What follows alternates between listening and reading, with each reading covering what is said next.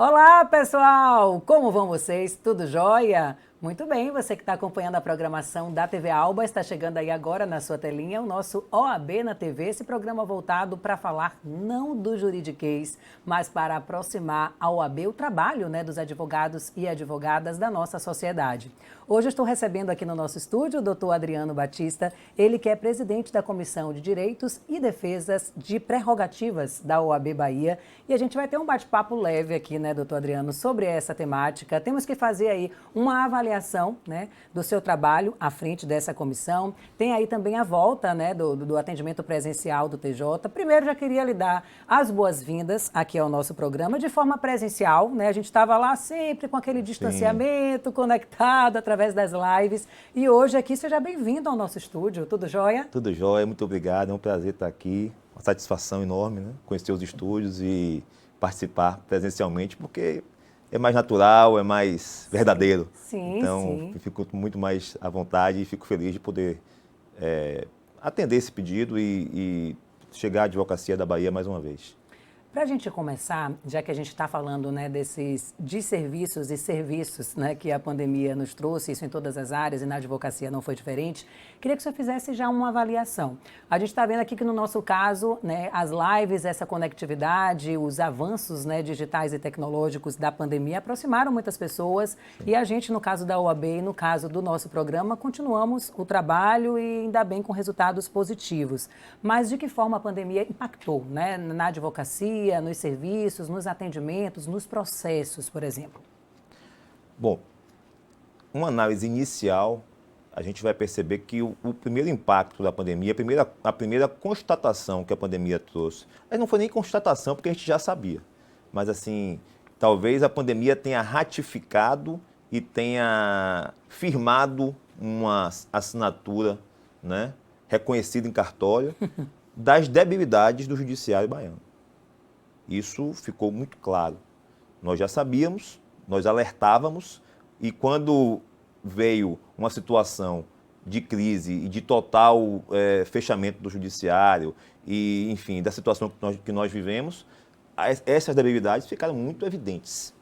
As nossas dificuldades ficaram muito evidentes. E você tentar resolver os problemas de anos, de décadas, de uma hora para outra, é algo impossível. Então, nós sofremos muito com a pandemia, continuamos sofrendo, e quando ela acabar, não vai terminar, porque os problemas que já existiam continuarão. Então, não existe assim A pandemia não... Eu acho que ela não piorou, ela evidenciou, e ela não vai consertar todos... E aquilo que foi feito durante a pandemia também não vai consertar todos os problemas. Uhum. Vamos continuar sofrendo. E aí a gente analisando sobre essa questão da pandemia, desses impactos que a gente já tem aí décadas, vamos falar das prerrogativas, já que sua comissão trata desse assunto. Foram respeitadas? Que exemplos assim o senhor poderia citar do que aconteceu na pandemia de forma negativa e também positiva, Veja, eu tenho uma impressão e uma consciência muito grande de que a pandemia ela foi um retrocesso para nós no que diz respeito à violação de prerrogativas. Nós tivemos durante, eu estou completando agora 6 anos de gestão na Comissão de Prerrogativas, e eu tenho a clara noção de que nos 4 primeiros anos, já pegando também um ano dessa gestão, nós tivemos avanços consideráveis. Nós tínhamos, para você ter uma ideia, Melina, eu não me recordo falando de 2020 para trás, de quando nós tínhamos ido a uma delegacia, por exemplo, de noite na Comissão de Prerrogativas.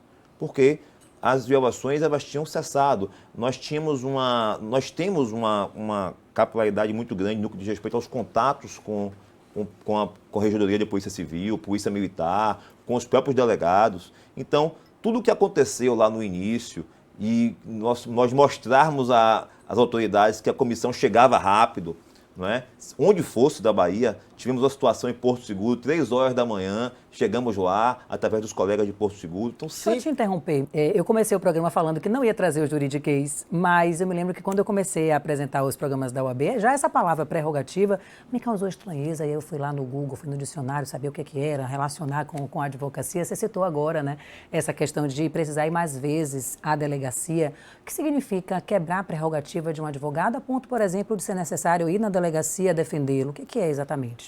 Bom, as prerrogativas, elas estão da advocacia. Toda a profissão tem suas prerrogativas. Sim, né? bom deixar claro. As prerrogativas da advocacia, elas estão elencadas no artigo 6º e no artigo 7º da Lei 8.906, que é a lei federal, conhecida também como Estatuto da Advocacia. O artigo 6º, por exemplo, para não entrar no juridiquês, ele fala mais sobre as questões de urbanidade, né, de tratamento, de dever, assim, vamos ser bem claros, de ser educado, de tratar bem, com cordialidade e de ser tratado dessa forma também. E também fala da inexistência de hierarquia. Então, o advogado ele não está subordinado a um desembargador, a um juiz, ele não obedece ordens, ele não tem superiores, tá? Assim como ele também não é superior a ninguém, é bom deixar claro. Então, por exemplo, quando o advogado chega na delegacia meia-noite, o cliente dele foi preso, e ele chega lá, muitas vezes acontece o quê? Acontece de ele ser maltratado, dele ser mal visto, dele ser criminalizado, né? Porque muitas vezes a polícia confunde, né, de forma totalmente equivocada, ela confunde o bandido com o seu advogado. O advogado não é bandido. O advogado ele defende o bandido muitas vezes, defende o criminoso, todo mundo tem direito à defesa. Não é? Então, esse tipo de situação ocorre. Aí, por exemplo, o advogado chega e não tem acesso ao preso, ao seu cliente. Muitas vezes é comum o advogado chegar e querer ver o seu cliente e a autoridade policial dizer assim, olha, ele está ali dentro, daqui a pouco você vai ouvir. Na verdade, ele já está sendo interrogado. Né? E você então, nesses momentos, se a comissão é acionada, a gente muitas vezes resolve até por telefone, porque nós temos uma relação boa com a polícia, com a corregedoria, então a gente liga, o corregedor aciona o delegado, olha, o advogado está aí e não está participando do interrogatório. Às vezes a gente tem que ir, às vezes o clima esquenta. Já tivemos situações como essa. Né? E aí então, essa demanda aumentou, então? Essa demanda na pandemia, houve um retrocesso. Ela tinha praticamente cessado aqui em Salvador, por exemplo. Né? Pelo menos no que diz respeito, pode ser que algum advogado diga outro, não, que absurdo, não cessou, acabou. Pelo menos as demandas que chegam para nós do plantão, que funciona 24 horas, elas tinham diminuído assim absurdamente. E a que o senhor atribui esse aumento? Esse aumento eu atribuo ao fato de que, primeiro, a pandemia gerou um estresse geral. Verdade. Né? É preciso ter empatia. Você tem que se colocar também no lugar das pessoas que estão nas delegacias, nos locais públicos, porque da mesma forma que você não queria que alguém entrasse no seu escritório com medo de você se contaminar, eles também tinham esses receios. Sim. Né? Então, e ninguém sabia que doença era essa e quais são os males que podiam causar, então muita gente estava apavorada. E era natural que o delegado também tivesse apavorado, que o policial também tivesse apavorado. Mas esse estresse que foi gerado, a falta de condições de trabalho, né, que ficou também evidenciado, a pandemia escancarou os males. Então, nós temos hoje, em Salvador e na Bahia inteira, delegacias completamente desestruturadas, policiais trabalhando sem condições nenhuma, pessoas que ficam lá, você querer ter acesso a um preso em um determinado horário é algo impossível, não é? Porque você não tem como pegar o preso, só tem um policial, às vezes preso de alta periculosidade. Então, tudo isso gerou um estresse maior e, com certeza, o lado de cada advocacia sofreu essa pancada, né? Porque você chegar num lugar onde o estresse está alto e querer falar de prerrogativas, certamente. Então, nós sentimos que a pandemia trouxe de volta algumas situações que nós não estávamos mais vivenciando. Entendi. Doutor Adriano, o programa passa rápido, né? E aí a gente tem aqui 2 blocos para a gente conversar um pouquinho. Nesses 5 minutos finais, eu já queria começar a falar um pouquinho do retorno das atividades.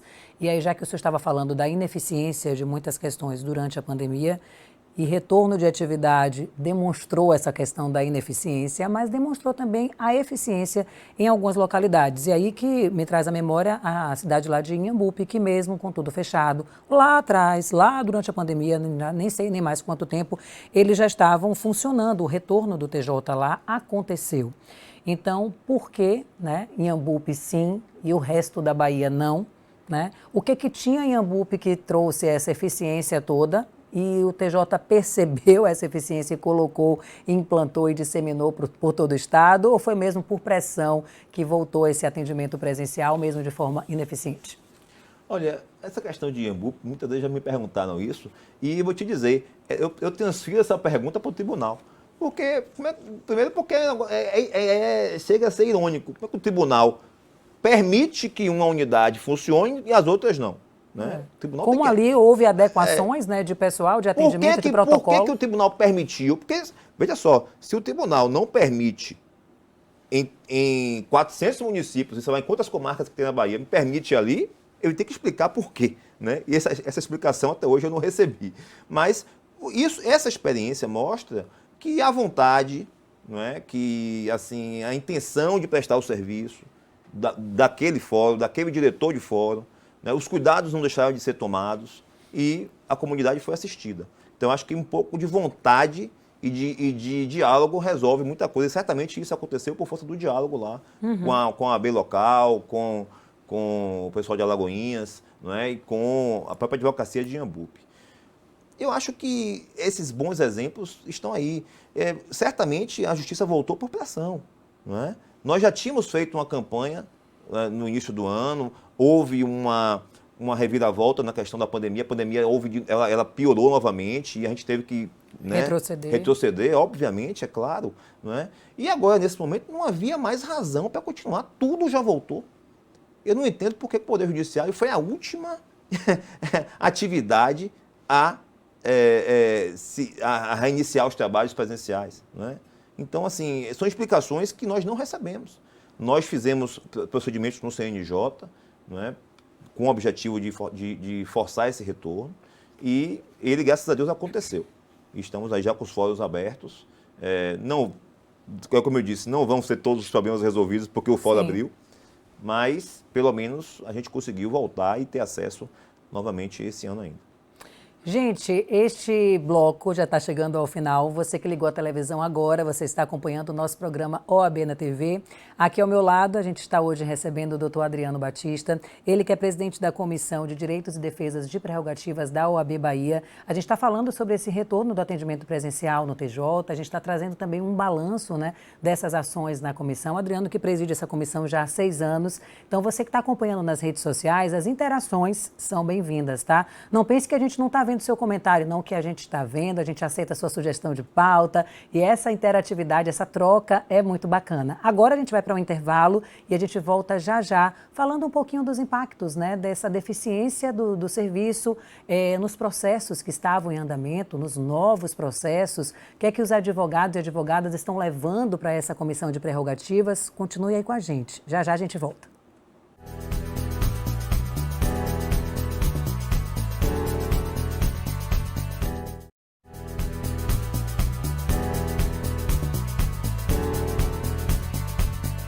Viu só que foi rapidinho? Já estamos de volta aqui com o nosso OAB na TV. Está aqui ao meu lado o doutor Adriano Batista. Estamos falando sobre este retorno das atividades presenciais, mas voltar um pouquinho, né? Falar um pouquinho desses atrasos nos processos. A gente sabe que o atendimento presencial deveria, né, fazer a coisa fluir de forma normal. O processo seguir o seu trâmite, os mandatos serem cumpridos e tudo funcionar normalmente. De que forma a pandemia impactou? Como é que está essa situação hoje? E quais são as áreas que mais foram prejudicadas, né, ou estão sendo com esse funcionamento que não está na sua ordem correta ainda? Menina, veja só, eu costumo dizer, e já disse isso acho que toda entrevista que eu dou, eu falo essa mesma coisa. O problema não são as árvores que ficam em pé na floresta, são as árvores que caem, elas que fazem barulho. Então, eu tenho certeza que o Tribunal de Justiça, por exemplo, da Bahia, a gente pega muito no pé do Tribunal de Justiça, porque realmente é o mais importante. Mas é a pauta do dia, é a pauta e, enfim... mas eu tenho certeza de que a maior parte do judiciário, dos juízes e dos serventuários é cumpridora das suas obrigações. O problema é que o tribunal não pune aqueles que não são cumpridores e que fazem com que o barulho seja alto, né? Seja grande. Então, eu acho que deveria ter uma punição maior.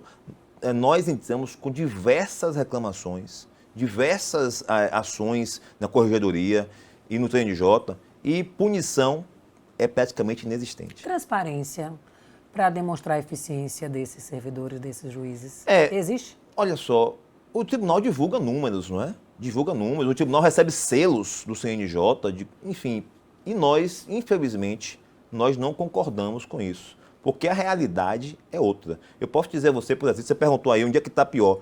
Se você perguntar hoje a um advogado que atua na área de família e sucessões, principalmente sucessões, e aí me desculpem as colegas, eu tenho amigas juízas nas várias de sucessões, não são todas as varas, obviamente, mas também não vou aqui listar qual é a vara, me desculpe também, né? Mas nós temos reclamações assim absurdas, não é? E eu vivo isso porque também advogo nessa área. Hoje nós estamos vendo em grupos de advogados de família uma revolta generalizada. Por quê? Porque os processos não andam.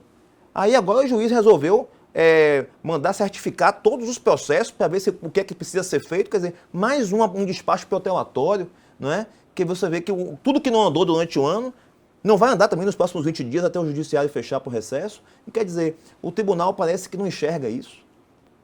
A gente está falando para quem? Né? E não adianta você fazer representação, porque as representações, todas elas, olha, colegas, as representações, infelizmente, no Tribunal de Justiça, todas elas que são feitas, e são muitas, mas infelizmente eu não recebo uma resposta dizendo juiz tal foi advertido, juiz foi punido. Sempre tem uma justificativa, sempre tem algo, aquela mãe que passa a mão na cabeça do filho.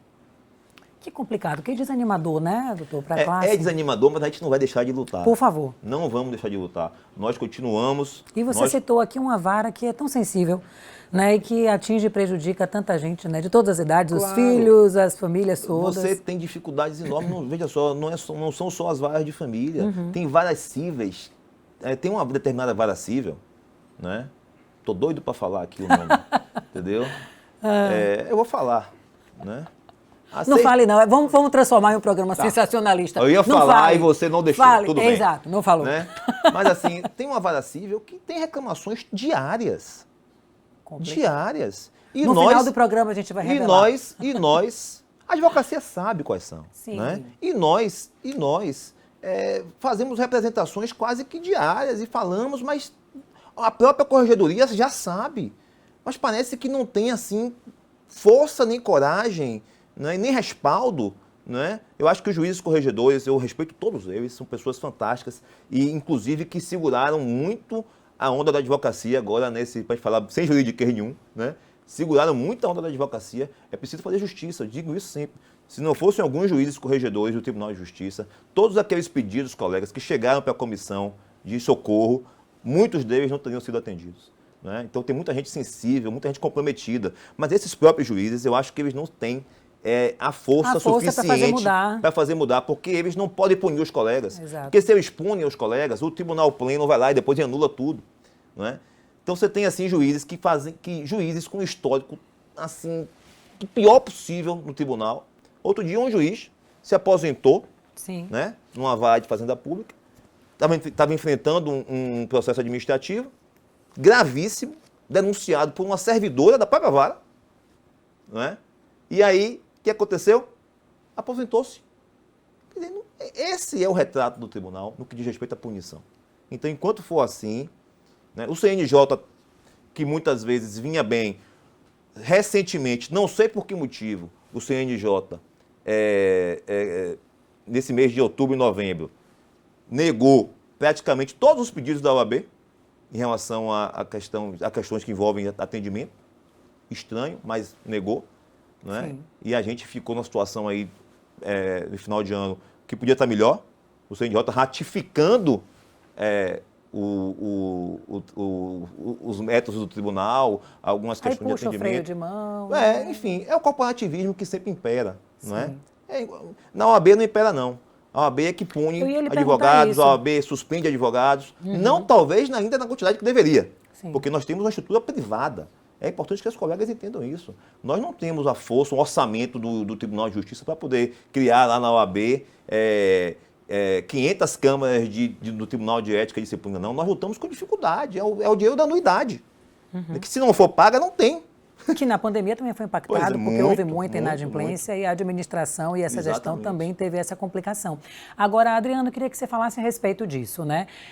Você trouxe aí dados, informações do que está acontecendo que são desanimadores. Ao mesmo tempo, você disse que temos lá a esperança e a expectativa de bons juízes trabalhando e executando com muita força e com muita competência, o que faz a gente continuar acreditando, né? E também os advogados da mesma forma e o trabalho da OAB nisso tudo aí, que é muito importante. Queria que você falasse até para as pessoas que estão em casa, que não são advogados e que ficam, assim, às vezes perdidos, né? O que é a OAB, o que a OAB faz, e aí é uma comissão, e essa comissão, prerrogativas e tal. Como é que está o trabalho de vocês nesse sentido? Eu sei que sua gestão, né, já tem aí 6 anos, mas você pode fazer uma avaliação geral e até dizer para a gente expectativa do que vem por aí de futuro nesse cenário que está meio que desanimador, mas que pode mudar, né? Depende da força de trabalho e dedicação de cada um que está lá executando no dia a dia. O balanço que eu faço, Helena, é que nós evoluímos muito, né? Quem entra hoje na advocacia, os novos advogados, não sabem como era a advocacia nem 2 anos atrás, nem 1 mês atrás, e muito menos 10 anos atrás, né? Então, os advogados sabem muitas vezes repetir aquele mantra de que a OAB não faz nada, mas não sabem qual é a verdadeira história. Nós tivemos, nos últimos anos, uma evolução muito grande no que diz respeito a prerrogativas, não só na Bahia, eu não quero aqui puxar a sardinha para o meu lado, não, né? Eu estou falando do Brasil todo.